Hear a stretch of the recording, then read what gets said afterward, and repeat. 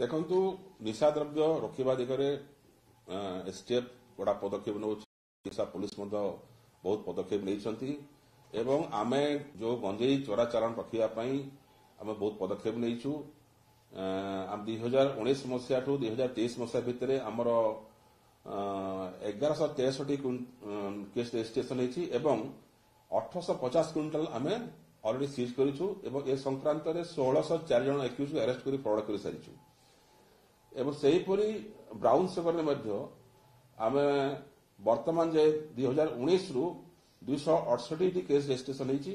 17 କେଜିରୁ ଉର୍ଦ୍ଧ୍ୱ ଆମର brown sugar ଜବତ କରାଯାଇଛି ଏବଂ 521 ଜଣ ଲୋକ ଆରେଷ୍ଟ ହୋଇଛନ୍ତି।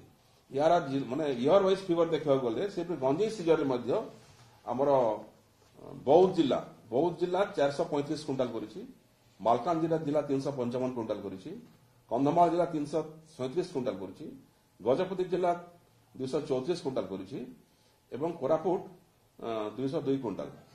ए क्रम रे 2023 रे ओडिशा पुलिस 185 मेट्रिक टन गंजेई सीजन करा जायछि। 1163 केस रेजिस्ट्रेशन करा जायछि, जोथिरे कि 1600 रु ऊर्ध्व आसामी गिरफ्त कर कोर्ट चालन करा जायछि एवं ओडिशा स्टेट रो फिगर अन्य स्टेट को अपेक्षा वर्तमान जाय 1 नंबर रे अछि।